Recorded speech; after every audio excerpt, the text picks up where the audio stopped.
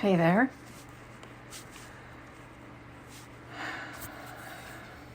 I'm Michaela.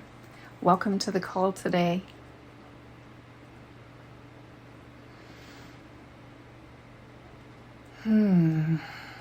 Lovely to be here with you. I'm calling in from Alberta, Canada. We'd love to hear where you're coming in from today.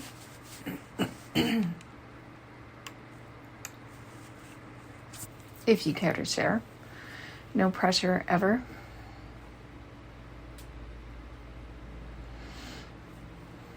It'd be great to know if you're new to Insight Timer or if you're new to me on Insight Timer.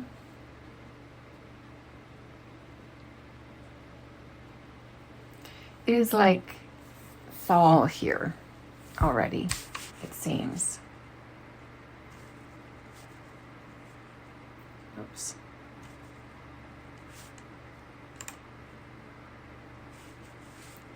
Sorry, I am just having a little technical thing happen in here. Okay. Is this going? Yeah, I think that is. Hi, Tina from Nevada. Nice to see you again. Hello, Lori from Ireland. Nice to see you. Nice to see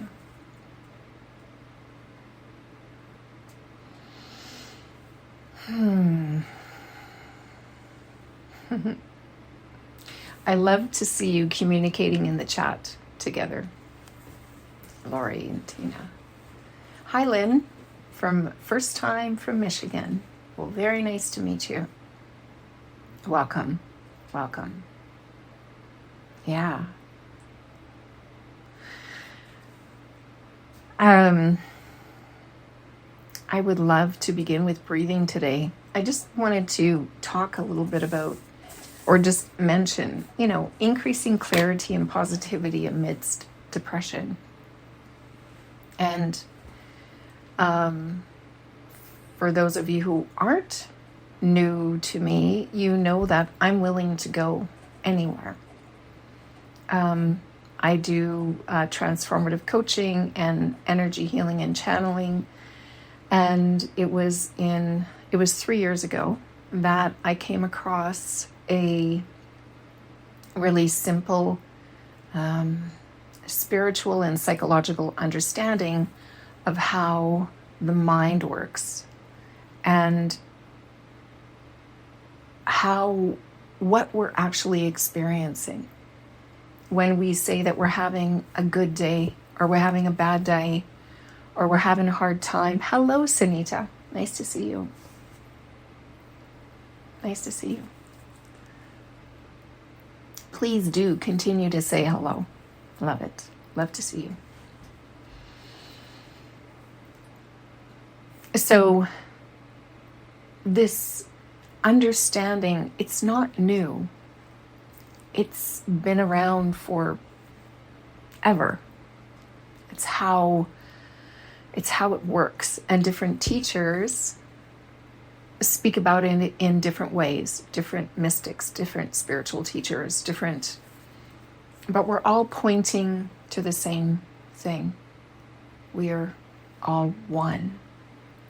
Hi, Elena, and hello to everyone, she says. Nice to see you here.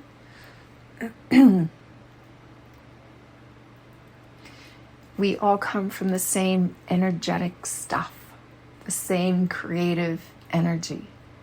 Whether you call it God or Creator or Source, Allah, Buddha, Spirit, your gut, intuition, there is this wisdom that I was going to say resides within us, but it might be more accurate to say it resides, because there are no boundaries to it. We are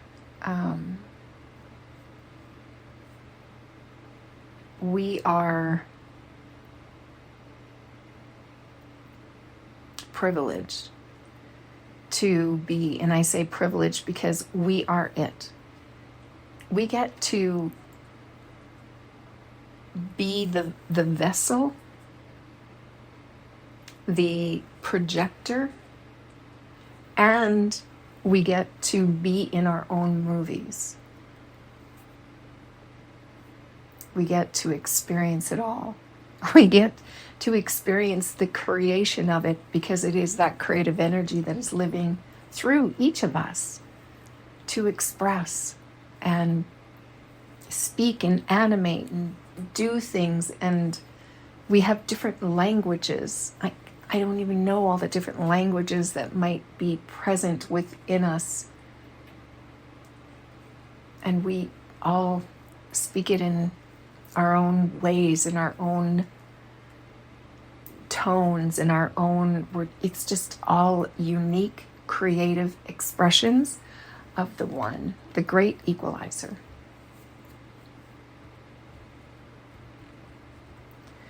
So this understanding that I came from, that I come to you here, that I could feel okay talking about a subject that we even saying the word, there's a sense of, oh. Now, I've personally experienced what I will now call as depressive thinking. And it would have been diagnosed as depression. You're depressed. So I come to you with my own personal experience, and I'm going to bring in those in my community who are specialists, and I will say some names. So if you if you want to write them down, I encourage that. So this psychological and spiritual understanding of how we work, of how our systems work, how the world works that we know, is articulated as the three principles by a gentleman named Sydney Banks. He was a Scottish welder who lived in Salt Spring Islands in Canada, BC, Canada, and he worked at the pulp mill. He had an enlightenment experience, and all thought just fell away, and he saw clearly what all of the mystics for millennia have been saying, that the answer is within you. The solution is within you for anything that you're feeling like you need an answer for. The best answer for you is always going to come from within you. So he articulated divine mind, that of the one that guides you and me, all of us, moment by moment, throughout our day, throughout our life. Divine consciousness and divine thought. We've been given the ability to be aware that we are experiencing stuff, that we can touch things and pick things up, and we can have emotions and moods and feel things in our body and feel joy and delight and openness and expansiveness and freedom, simplicity, peace of mind, that all, which is, and love, which is the nature of the one creative energy, and that we create it with our thought, with our thinking. There is a principle of thought. That is all there is. That is all there is. You, me, we are in this room together, but we're not in relationship with each other. We're only in relationship with our thinking about each other or about ourselves or about, like, that's the only thing we're ever in relationship to is our own thinking. That's the only way it can be, because that's all there is. We all have our own personal reality, and that is determined by our thinking moment to moment. So for just a moment, let's breathe. In whatever breathing, whatever a full breath is for you. And let's do that a few times together. And I invite you, as you're breathing, just open your mind up as best you can to the idea, this concept, this thought, that we're all one. We're all connected.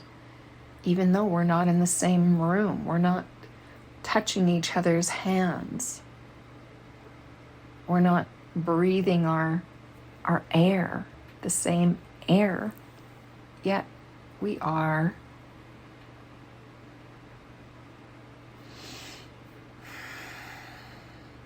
That this energy that is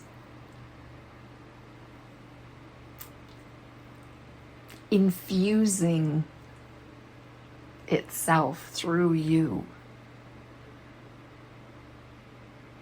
and creating an essence that is unique to you, like a fragrance unique to a particular flower. Even the next flower over will have its own detectable to someone, something, its own unique essence.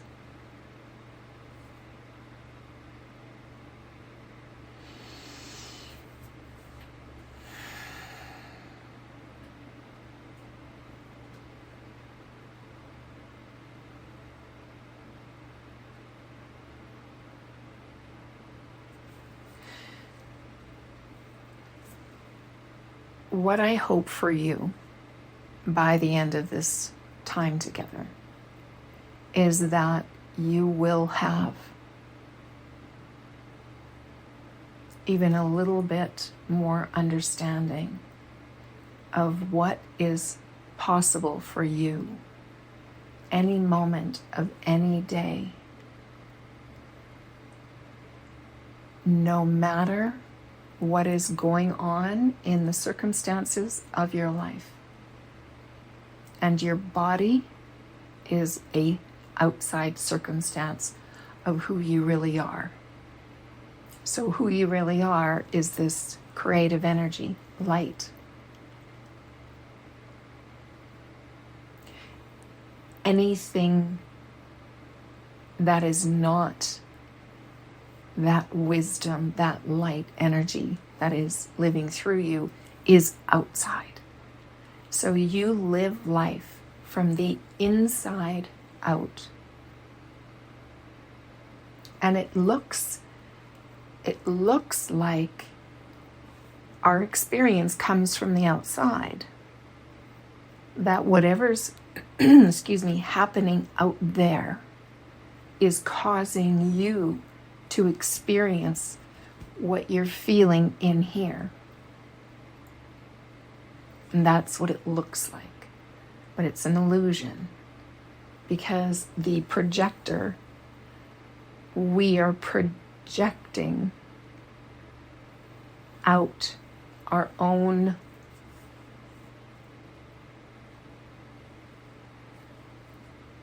story, we're creating our own book, our own movie. We're enjoying it or we're not enjoying it feels good or it doesn't feel good, based on whatever it is that we are putting out there. And then it's reflected back to us. It's like we're in it. It's sort of an internal system. So we express from the inside out. And that is how we experience it as well. We experience the feelings, the emotions that our thoughts, the meaning we give to what we're looking at, whoever we're communicating with, whatever they're saying, whether you like it, or whether it feels good to you or it doesn't feel good to you.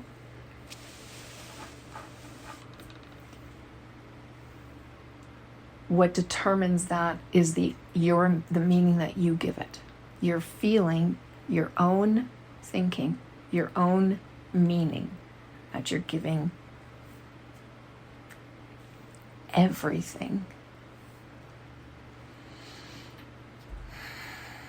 So I hope that you will see something a little bit different, and that there will be a crack of light that you will see, whether it's looking back at a time in your life, whether you are currently experiencing something that is labeled as depression, maybe it's whatever it is. I'm not here. There is no dismissing of the feelings that we feel.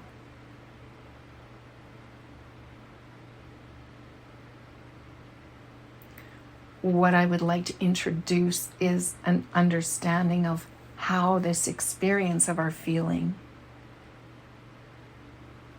is coming about, and to offer something that will cut through, shine a light through any darkness, even if it's not been chronic or coming and going or whatever, because even in a super rough day, it can feel really dark.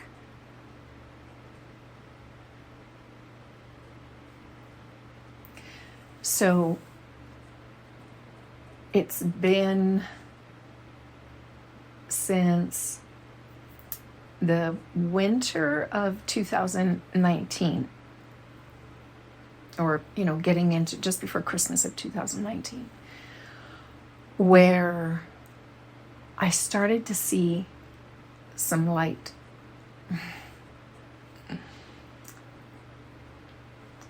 Now,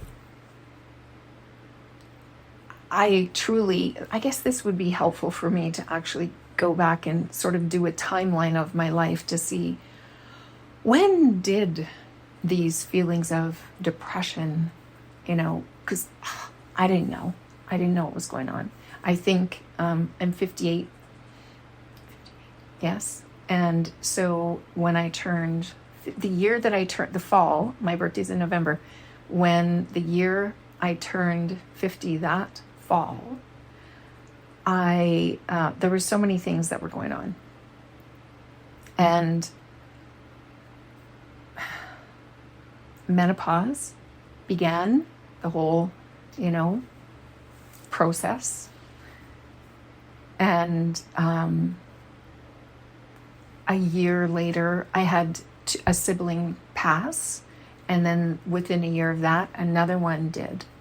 But it was a year, so it was a year after. So 8 years ago. So it would have been like 7 years ago, I guess, where it was like, what's going on with me?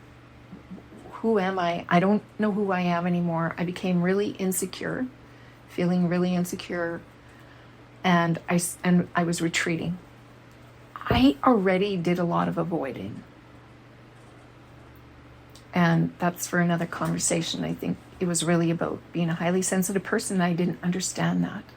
I didn't know, how to manage myself and what was good and not. So I would overcommit. I wanted to do a lot of things, and I'd overcommit and then get overwhelmed. So, but through this time, I can't point to anything that happened, like even before, because it's like, what's going on with me? And, he was looking like grief and all that, and I did grief stuff, and it's like, it's not that. Like, it didn't feel like that at all. I kind of knew it. Yes, I miss them. Yes, there was grief, but it wasn't that. So, thyroid, and there's all these other things that not knowing how to manage yourself. Suze. So saying that, not knowing how to manage myself. I feel almost feral in my feelings. Wow, thank you for saying that. Yeah.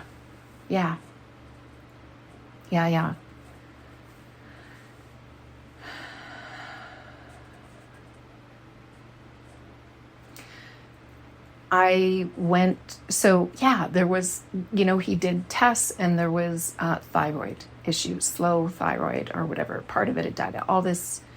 And then I had to go on medication, and I was since I have a 17-year-old and a 20-year-old. And there was like a lot of change that happened in the body, right?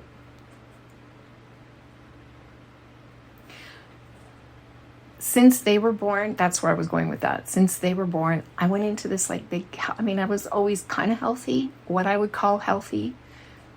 There's a bunch of labels here, and we're going to just push all those aside, but what I considered healthy at the time. So I didn't want to go on any medication. I didn't want to do that. I said, I'm going to manage myself. I don't want to put any chemicals in my body. I'm going to do it naturally.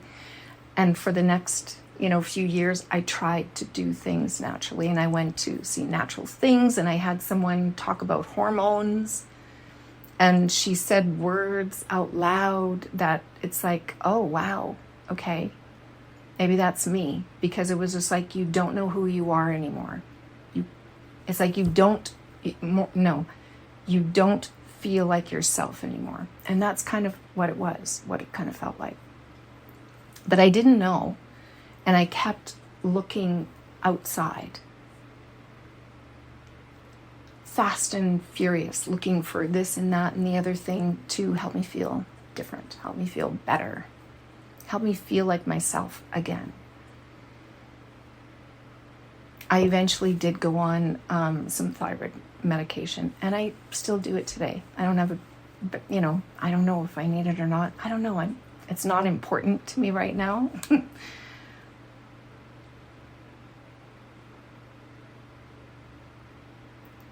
But I didn't know. I just, how do I say? All I know is that everything was so closed in. My world became tiny. My world became so small. And I must say, it's still slowly expanding. It's been a slow process for me. And COVID, I think there was a number of things in there that brought us all kind of in, but that for me it started back then, where it was all about protection and just feeling like I was on my own. And Lori, I find menopause has had a profound effect on my headspace. Yes. Yeah, me too. I'm still learning about that for myself, so I can understand. If you've been on here, you know that I do like to look at some. I don't remember all the details or that kind of stuff, but I do like to look at. Show me some science. Show me something that is factual, that I can understand at least how the system works. How does the body work? Like, what's happening? When this happens, well, what is that? Just to give me a sense of, oh, okay. Because when we know better, we'll do something different. We can only do what makes sense to us in the moment. So back then, going through this period, what made sense to me was like, hide. I want people to know how messed up I am. How dark. Yet, and here's the thing, that, see, now I didn't have this understanding of mind, consciousness, and thought, that I was only experiencing my thinking. It is not to say that there weren't chemical things, chemical reactions happening in my body that were causing me to feel things. However, our thoughts, and there is a lot of science around this now, our thoughts, what we're thinking about, when we think and a feeling rises up with that feeling, or thought, a feeling rises up with that thought, it creates a chemical reaction in our bodies.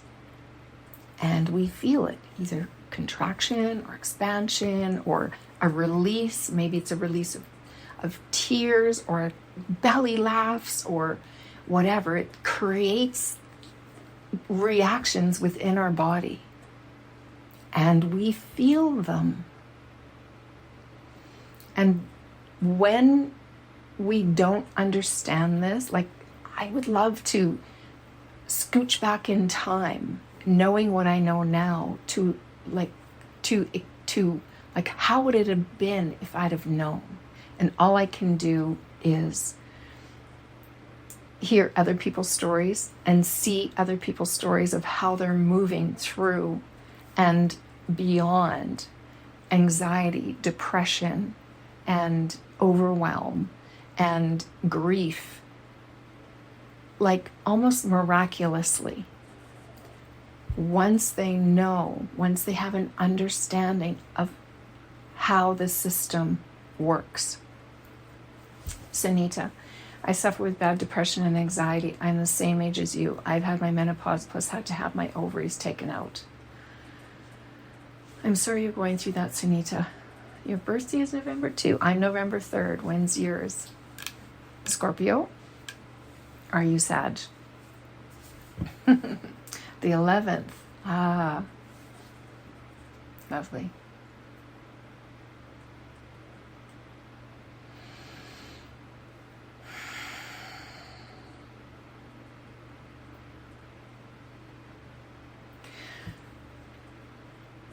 I've been pondering back, and it's like, was it dark all day long, all the time? No.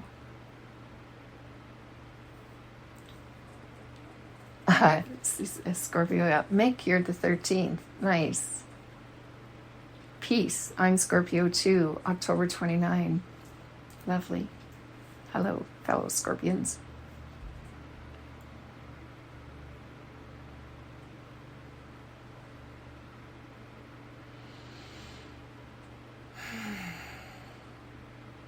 Here's the thing, Sunita, right? 11/11, right? Yes. 1964. You can only think one thought at a time. Even though it may seem that there are so many thoughts, like that, all of the thoughts have the same feeling of darkness. There might be a number of them, because that's when we get into this is what can happen, is that momentum builds. Do you ever notice how, when things are going really good in your life and it's just like, wow, things are going so good, and then they're going, and then you start questioning it. What's going on? And then all of a sudden things start to go the other way. And then all of a sudden there's thing after thing after thing that is going wrong, or this didn't work out, or that, or whatever. And then it's like, what's going on? And then all of a sudden it's like a momentum can build. And we get into this thought train. And we start to look for the things that we're expecting. So if we have a belief that, let's talk about Scorpio for just a moment, because I love astrology, I love all this kind of stuff, and it's really good information, I like to say. But the labels are not helpful. So one of the things about Scorpio, or at least for me, because it happened to be, it was around jealousy. And it was just like, I was going to say, yeah, I hated this idea that I was going to be a jealous person because Scorpio said that. And it was like, the more I kind of tried to back away from that idea, it was like I would experience it. I would see it everywhere. It's like, what?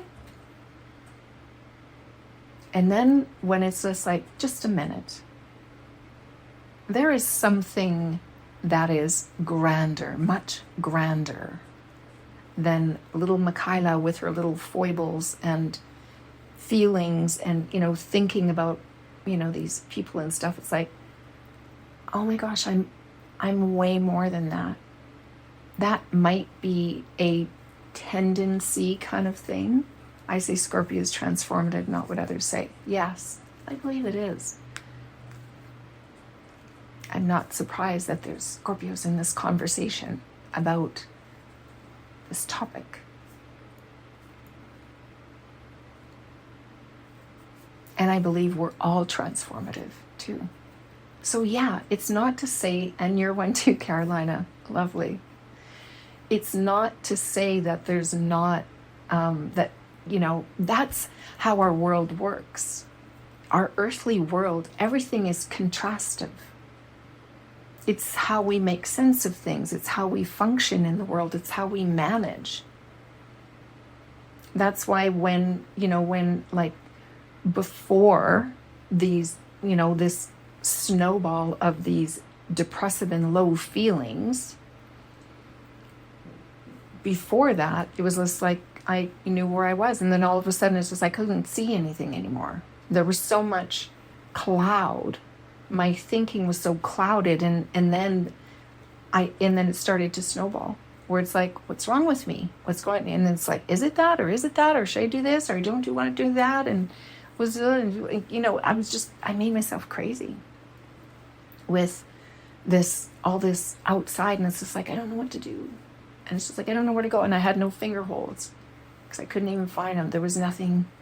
It was all different because that's not my, wasn't my natural state. It's not anyone's natural state. It's not anyone's natural state. I'm going to do some references today to is it Mishi? For me, it's self-sabotage. I'm just going to put out a little note here because we can talk about self-sabotage too. Absolutely. I want to reference someone today. I'll reference a few things of him. I love this man. So Sydney Banks. He's since passed in 2009, but there are some people in the Three Principles community, and yes, there is a community, that were students of him. And it's not really of him because he would be the one to say, as soon as you get what I'm saying, as soon as you get oh my gosh, as soon as you start to see that you are seeing thought, like always, this is how we walk around in the world. We are looking through thought, and the thought can change. It changes. And a lot of it can stay the same with habitual thinking. But a habit, is just repetitive thinking, just thinking that we've gotten used to thinking. That can change in a moment. Habits can change in a moment.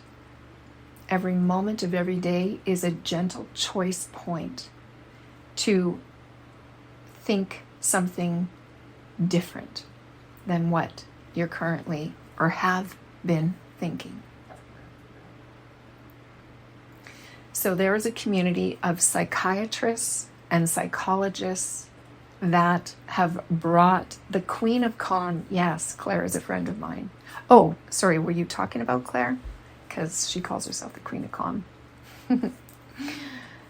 There is a community of psychologists and psychiatrists. Yes, Claire is lovely. Lovely. And she teaches this too. You can find her here on Insight Timer.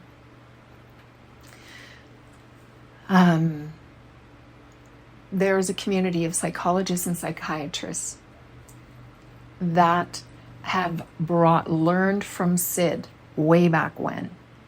Like for 40, 50 years, they've been using this, not using, because it's not even something to use, but they've been bringing it into their work and have miracles to share. So I'm going to speak about Dr. Bill Pettit, P-E-T-T-I-T. I hope this is okay. I'm not sure if I'm supposed to be sending people anywhere, but he's all over YouTube. You can look it up. You can YouTube him, listen to his talks. He's very generous. It's a very generous community because it's how it works. It's not new. This is how our bodies and systems work. And I'd like to share a few things because I love how he speaks. And there's a number. Mavis Karn, she's a psychiatrist as well. Yeah, Dr. Bill Pettit, P-E-T-T-I-T. Hey, can I type in there? Oh, I can. Oh, I've never done this before. Cool. Great. Yes, Dr. Bill Pettit. Oh, you know what? I'm going to gather a little list up and I'll just have them handy. But I'd love to share some things. And he has some miracle stories, like just tremendous, that will bring you to tears. The Three Principles founder is Sydney Banks. Yes. Yeah. So Dr. Pettit, he says there's only one mental illness, and that is chronic mental stress. And where this chronic mental stress comes from, you're welcome, peace. And where that comes from is your thinking.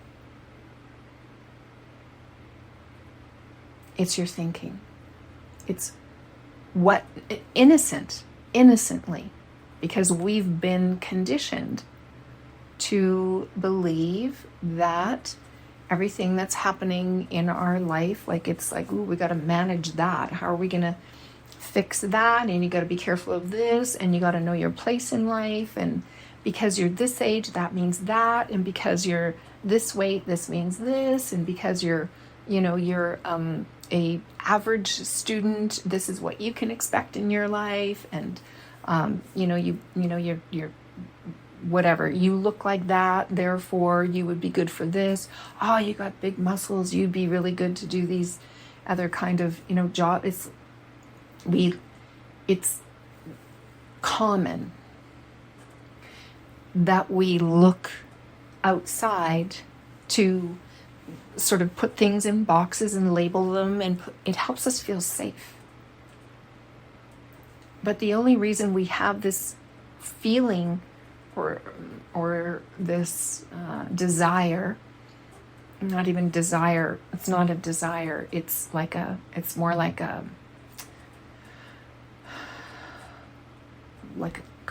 not compulsiveness, but it's just like a desperateness for safety is because we don't know who or what we really are. We don't. I have my own coach. I just had a session with her today, and she showed me a picture of these two beings, and one is radiating light and the other was, sort of blued, like you could see the edges of a body. And it's just like, we think we're the body. We're what is capable of in this finite perspective.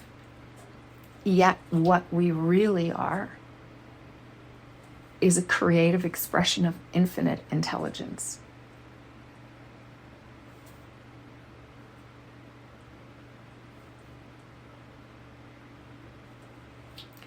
And it's common for us to forget that and to not trust, because all of our lives we've been protecting ourselves in all kinds of ways.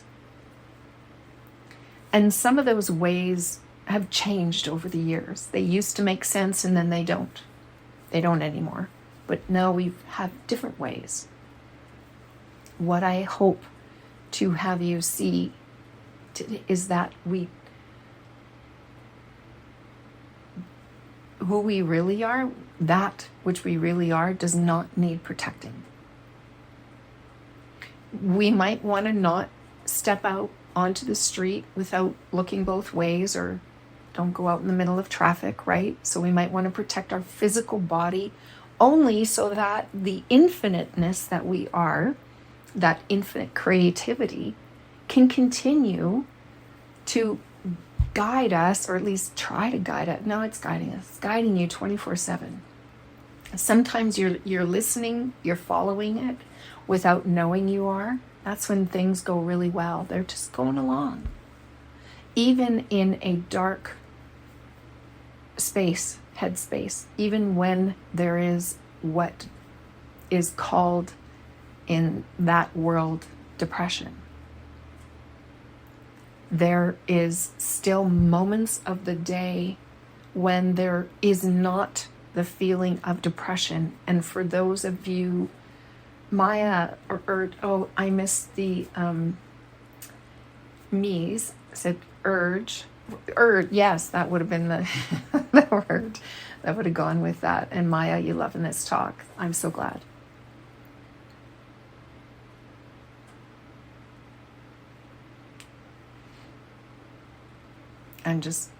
I lost my train of thought. I'm just finding that again.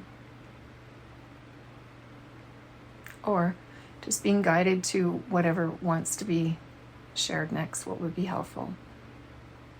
If you have any questions or anything, please, share.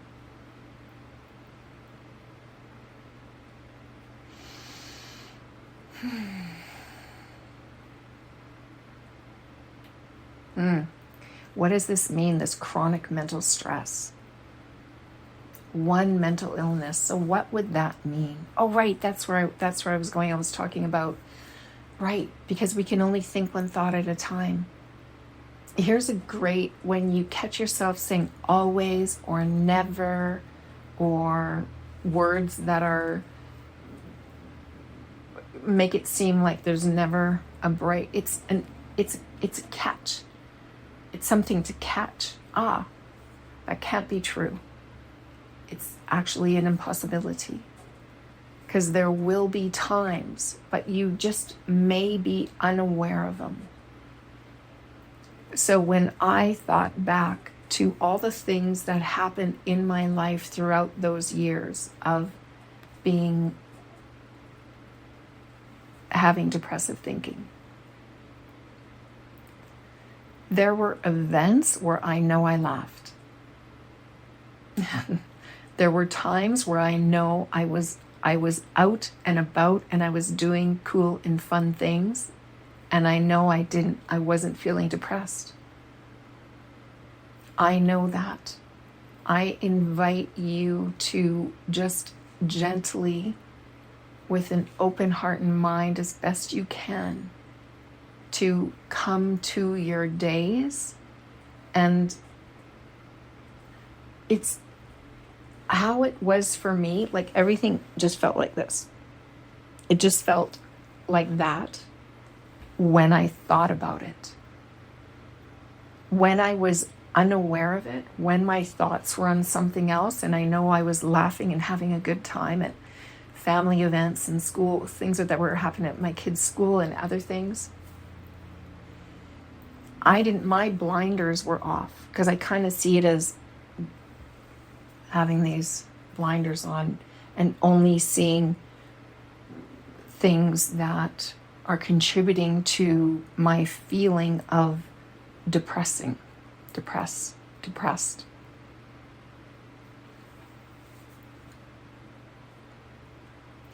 And it was almost like, yeah. So I don't know how that will look for you. But I invite you to just open up to the idea that, oh, it might be like when you feel a little better than you did the moment before. Or noticing that, oh my gosh, I just laughed. I'm not so, and I would invite, this is sort of semantics about words that we say, like, I'm this, I'm depressed. Rather, it's like, yeah, I sometimes have depressive thinking, which causes me to feel depressed. I invite you to test it out for yourself and see if you can see the truth of it for you. I know, I truly believe that is how it works.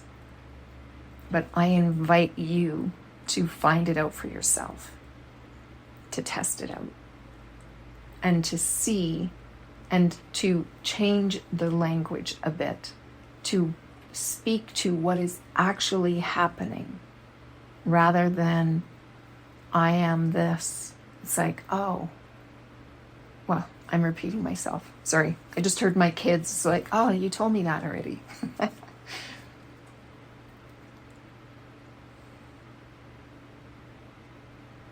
In other words, there are shafts of light that are hitting you, and your attention is more looking for the dark at times, that you miss the light.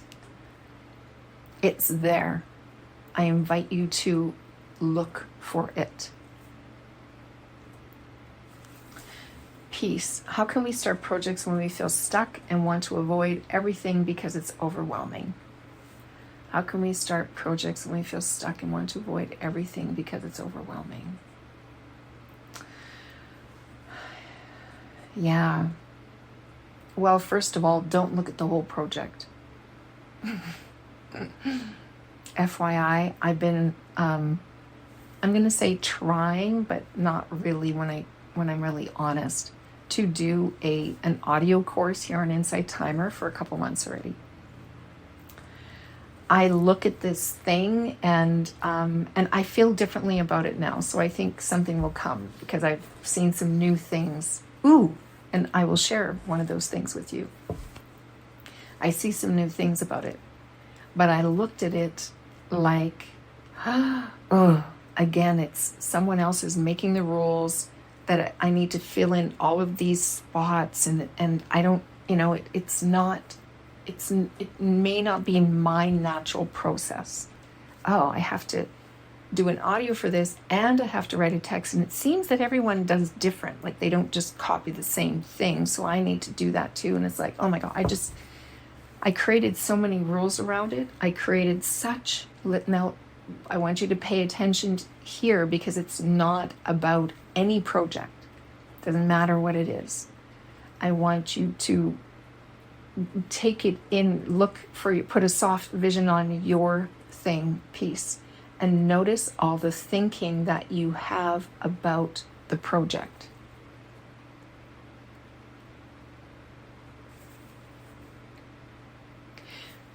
because all of that thinking is what muddles it about, what clouds it up. And then we add, and then we do this. We get a membership so that we can listen to other people's courses to see how they can do it so we can do it right. And then there's even more. There's even more. So I had to wipe it all away. And I'm going to read something out to you, Peace. One moment. Because I threw my books off the desk.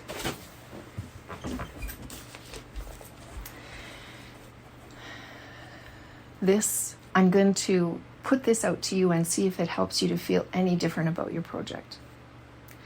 Can you do this uncomfortably, awkwardly, and badly?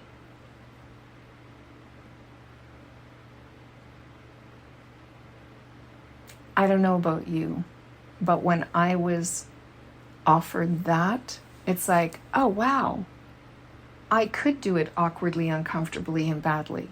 Yeah, all right, I can do that. And here's the thing, in my mind, I know that it's not going to turn out that way. I'd love to hear what you get from that. Oh yes, I'll repeat it.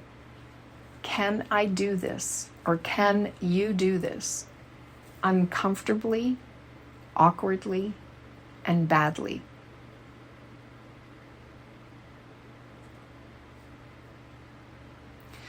And I want to point something out here, because let's bring the depressive thinking back in. This doing something that has felt like, oh my God, I can't do it, or I don't know how, or it needs to be done right, and I don't want to disappoint, and all this crazy, all thinking. It's just like, what if I brought just me to the table? What if I just did it how it wants to come out? What if I remembered that I am infinite creative potential, and it wants to express through me in a way that no other human can express? If they could, then this spirit would have been in someone, in other bodies too. But it's not. Your project is going to be created in a way that only you can. It's not going to look or feel the same if someone else took the same project and created it. Same subject. Some will like it and some won't. That's okay. That's why we have preferences. We get to choose.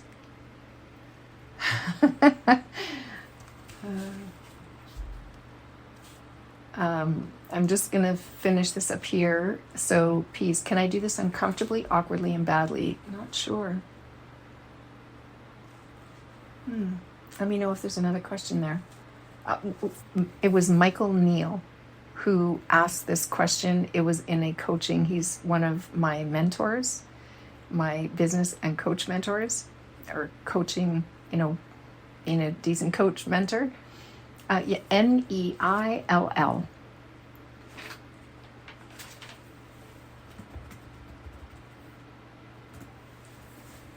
Yeah.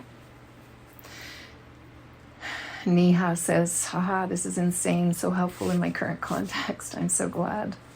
Michael Neal, you're welcome. Peace. I'm going to scooch back up. Oh, I just wanted to say, in this whole idea of doing something uncomfortably or badly, let's bring this back to the having depressed feelings, and that there could be just a feeling that's just a little bit better than that.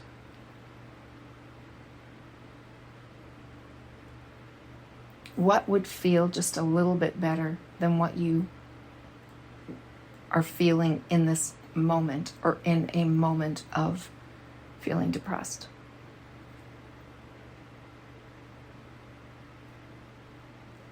How could you be a little bit happier, awkwardly, uncomfortably, and badly?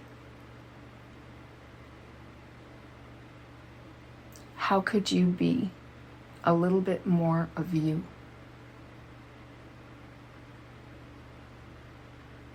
What would it look like?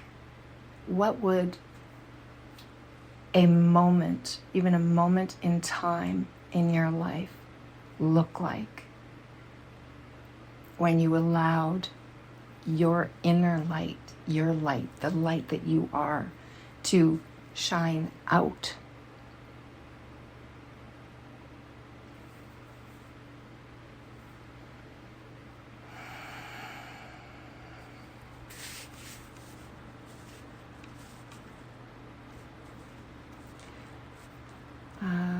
Lori, I know there's questions up above. I will scooch back. Lori, sometimes when I need to start projects, I need to keep as simple as just writing down relevant words and use that as a starting point. Yeah. What's the first thing? What's the very first step? And here's the thing: your intuition, your inner wisdom will guide you in it all. All you need is the first step. That's it. You just need the first thing. Peace. My inner critic might be appeased. Peace. My inner critic only expects perfection, perfection, perfection. Yeah. Well, there's a wider, bigger, more robust inner something wanting to come through you, and there is no criticism in there at all. It just wants to express.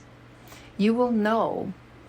Oh, actually, I'm going to bring this back to, okay, no, let me do this first. The only thing I can imagine is when I'm being creative and singing. Oh my gosh, go there, peace. When you're feeling stuck in your project, go sing. Because you're being expressed through. There will be something else that will come out all of a sudden about your project. Peace, Lori, thank you. Peace. I wrote up baby steps the other day down to step 1, open up computer, plug in computer. Awesome. Yeah, first step. I'll sing when I'm stuck. Absolutely. Absolutely. I'm just going to scooch back in the comments because I know there was more here.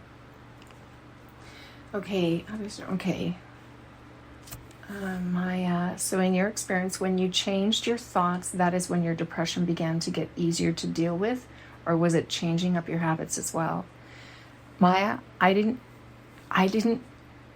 change anything intentionally.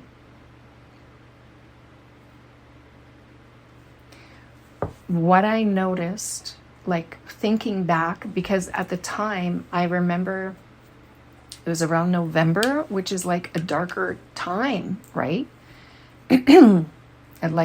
Towards the end of November. And I remember I remember just feeling like, like something felt lighter. Let me say this. In September of that year, we sold our acreage and we moved into town, into Okotoks, Alberta. It was one of the hardest things that I've ever done. It was the right decision to do for so many reasons, but it was also very hard. It was beautiful. It was peaceful. It was, yeah. So coming into town, I didn't really participate in, like, really my world is richer online than it is physically, even now. So it wasn't that I was doing a lot out there, but I kind of felt like I wanted to. So I don't know if it was the change. I don't think so, because it wasn't a super happy change for me, honestly.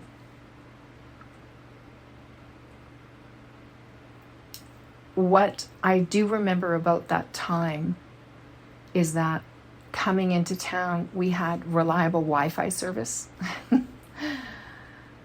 And I had a renewed, I wanted to serve people, and I hadn't been for a while. I was coaching back in 2017, and it was just for kind of less than a year, and then I kind of stopped again. And so that's why I'm saying, that's why I was going to refer to Dr. Bill Pettit too, and some of his stories, because I don't know exactly. I just know that I didn't trust it at first. What I do know is that when I saw a shaft, and that's why I know that there is a shaft of light that is coming in, and you may be missing it when your attention is kind of focused on being depressed, that we miss it. I will do this. Let's do this. I'm going to get it right this time because I've done it before and I messed it up. I would like you to just, for 5 seconds, look around the room and find as many angled shapes as you can. Count them. Angled shapes. Now come back and tell me how many circles you saw. You counted.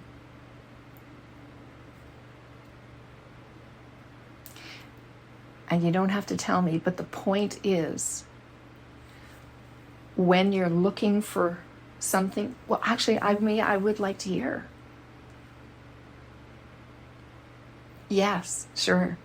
I'd like you to look around the room and count all the angles, whether it's a square or a triangle. Yes. Okay. And then my question to you coming back is, how many circles did you see?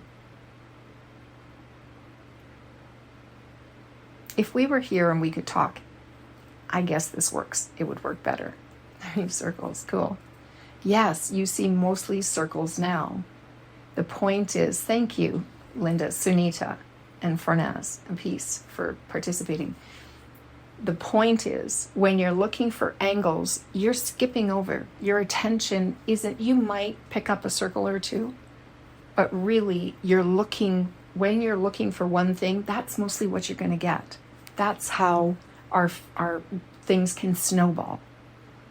It brings in the laws of attraction and vibration, because there's something that we're putting out there. It's like our radar searching out these certain things. And then someone comes in and says, how many circles? It's like, I don't know. I know there was a couple because we have a light and there's a clock and there were circles, but I wasn't looking for those. So my point is that we miss the light.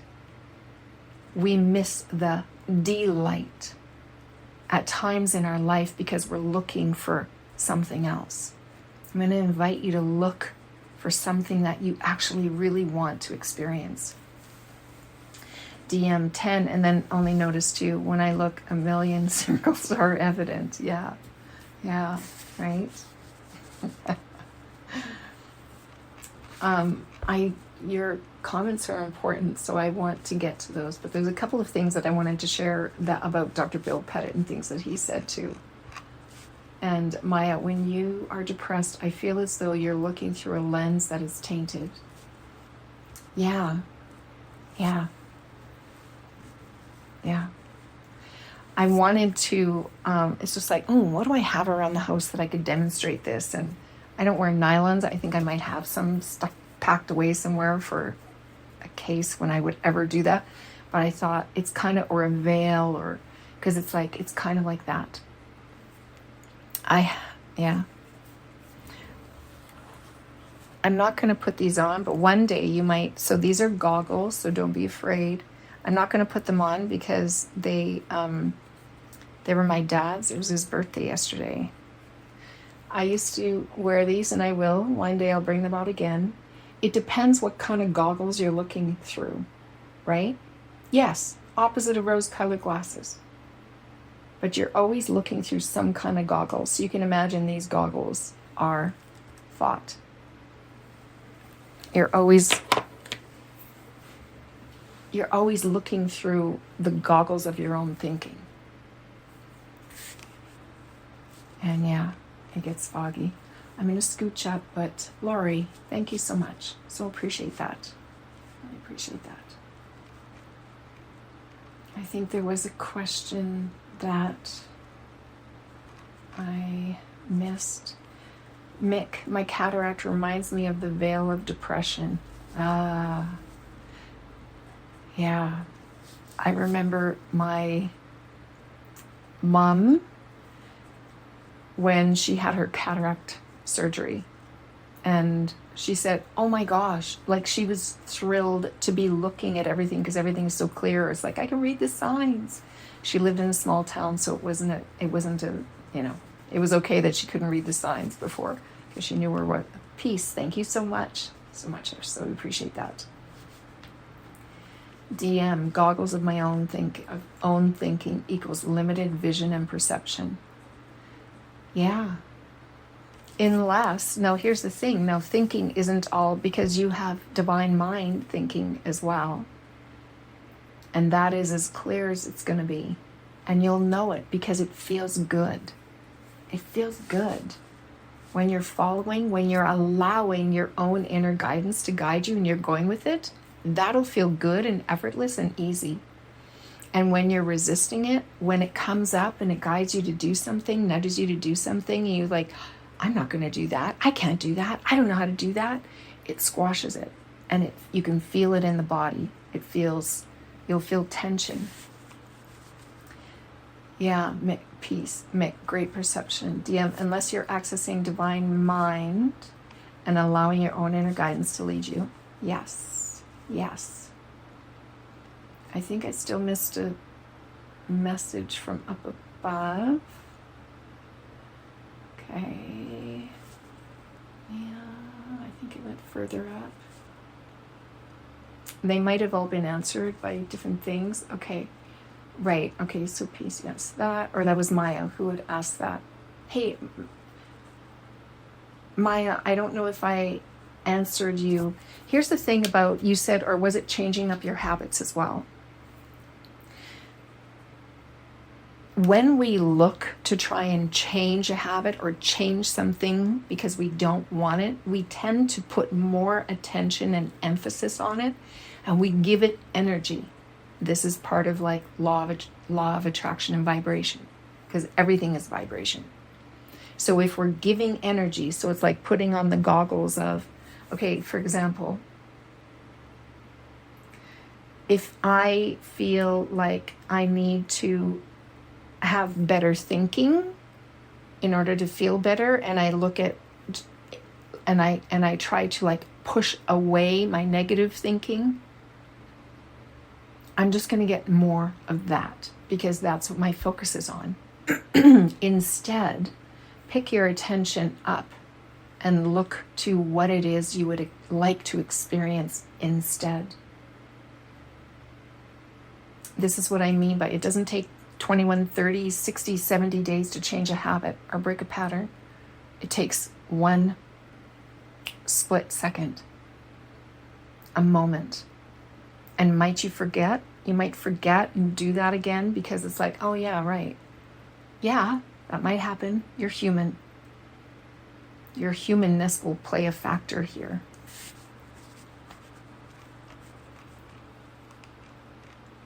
Oops. Let me know if that was helpful, Maya. I just want to MP, even something like going to the answering the emails or going through mail and avoiding these things, and now they are overwhelming and I'm clinically depressed and anxious. One moment at a time. One moment at a time. When we look at the whole big thing, it is overwhelming because we don't just think of what's the next step. Remember, we can only think one thought at a time. So if we look at this and we think, oh my God, I got to do this and that and this and the other thing, it kind of all gets jumbled and it creates feelings of overwhelm and anxiety. In about 5 minutes, because I need to take my daughter to an appointment, but I really want to answer these unless you're right. Okay, so DM, look to change a habit actually gives it energy of focus. Yes, law of attraction shows what focus is on. What would you like instead? Absolutely. DM, split second decision can change. Also allow to be human and forgiveness steps. Yeah, you need to do this.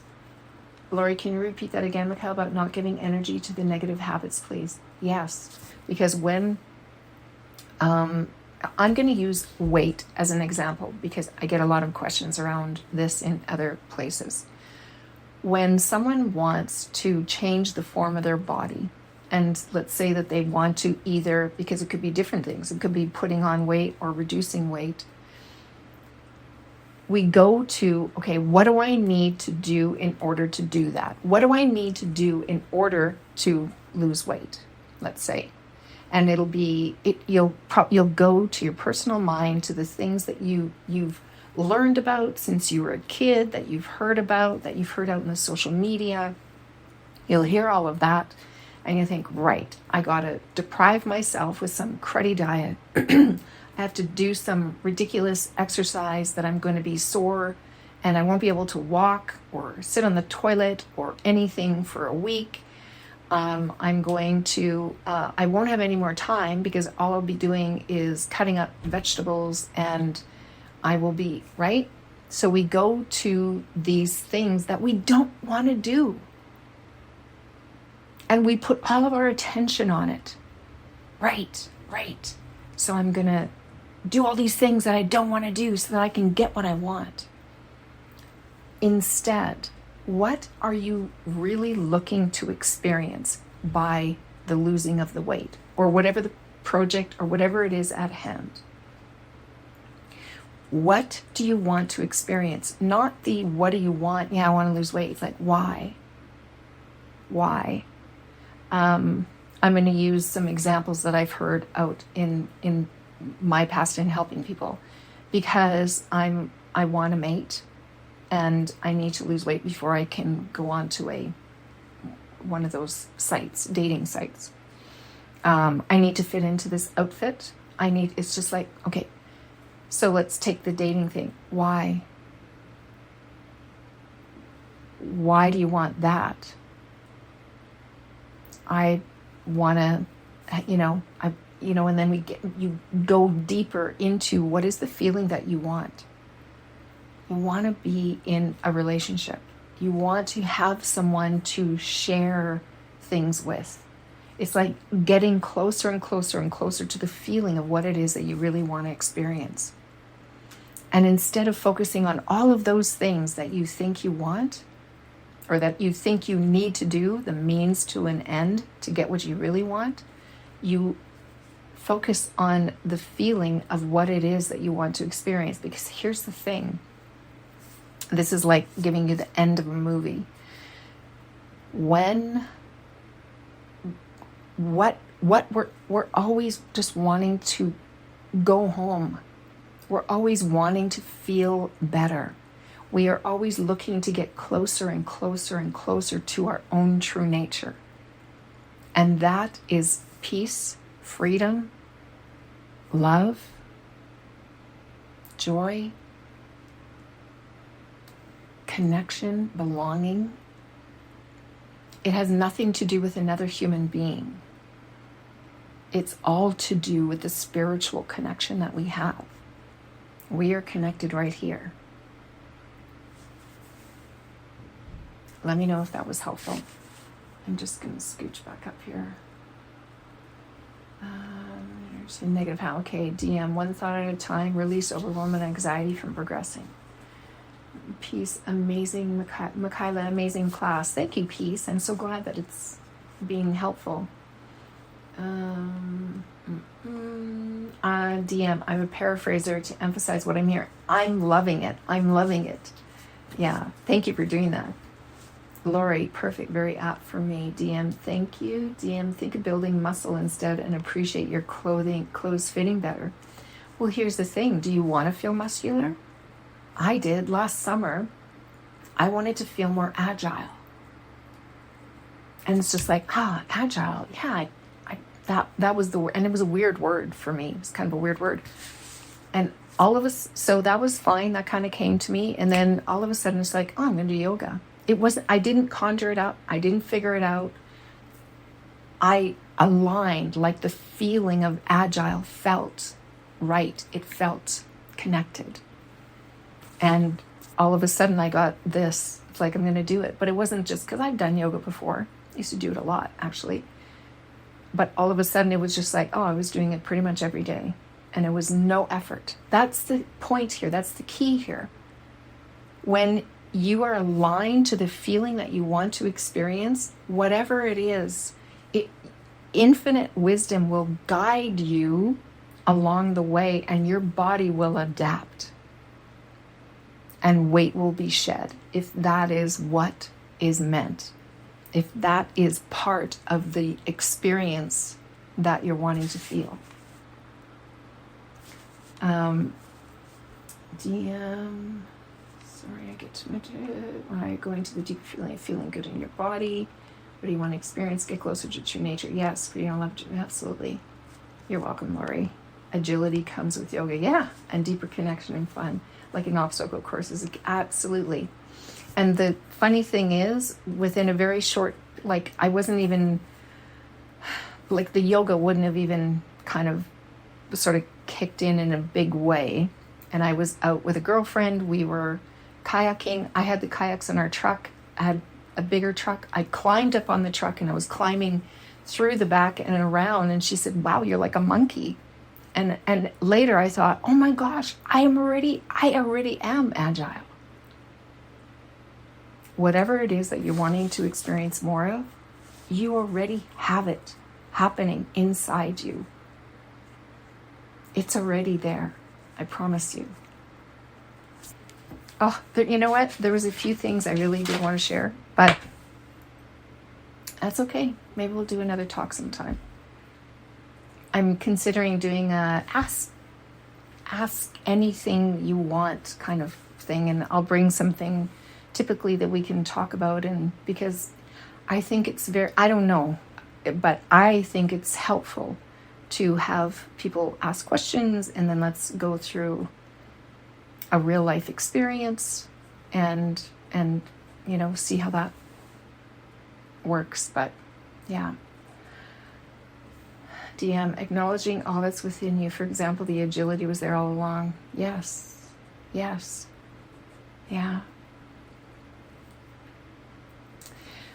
I hope this was helpful.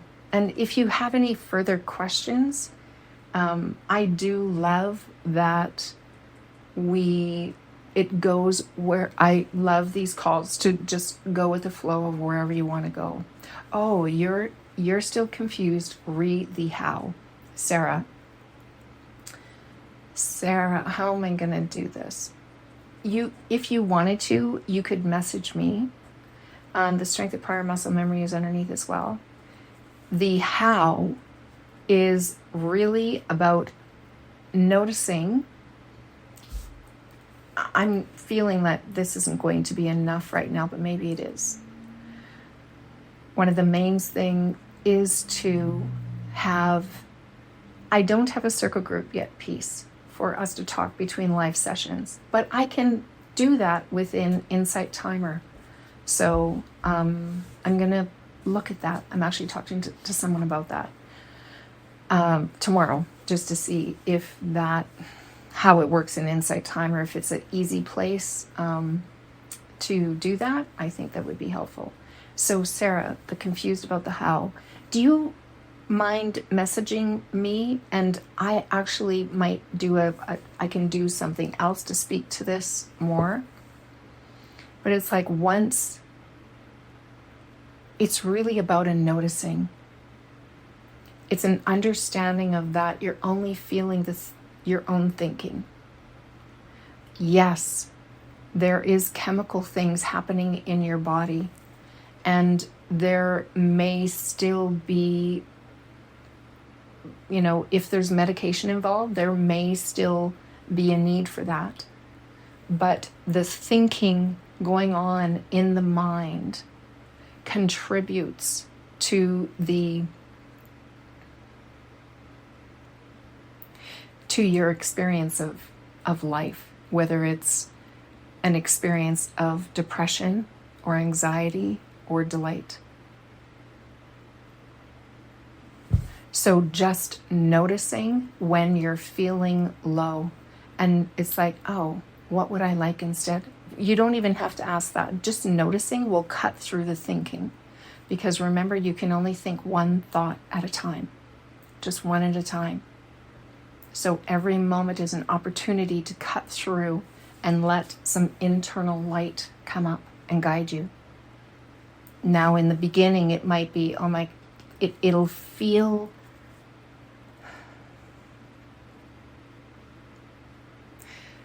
all I can say is test it out for yourself. I've seen it through so many people who thought that there was no hope come around and totally change their life. For some of them, it happened really quickly. For others, it was just like a drip, drip, drip. It was like a step by step by step. The more they caught their thinking that was causing them to feel low, the more peaceful mind space they have, and the less time they spend in the low. I'm so sorry. I do have to run. I really want to answer all of these. I'd love a further session on the how. Okay, peace. Okay, we'll do that, Sarah. The mental construct contributes as well. Notice and nurture. Yes, Linda, this live session has been amazing when there's so many deep emotions causing blocks and trying to thank you for your amazing presence. You're welcome, Linda. And Linda says hi to Peace and Tatiana. DM feeling guides as you get closer, even with micro steps. Yes, peace. DM elevates your mood and get to spend more time in this month. This has been so good. So I will do another, and I will do another, absolutely. And if you do have any questions that you want to ask, or like, hey, could you talk more about this? Or if you have something specific that I can answer to, then I'm happy to do that too. Yes, thank you, Peace. I am going to go take her. Linda, thank you so much. I'm so glad. Yes, do. If it was feeling good for you, then do follow. I'd love to be in conversation with you more. This has been really good. Like really good for me. I know it's not about me, but I must say it when you participate, it brings up more, right? When we all talk about it, it opens up our minds more and we all get to see more. So Linda, thank you so much. I so appreciate that. So we all get to learn from each other. So thank you so much for participating and being open, and love to you all, and we'll see you again next time. On Thursday, it's just like, what would be fun?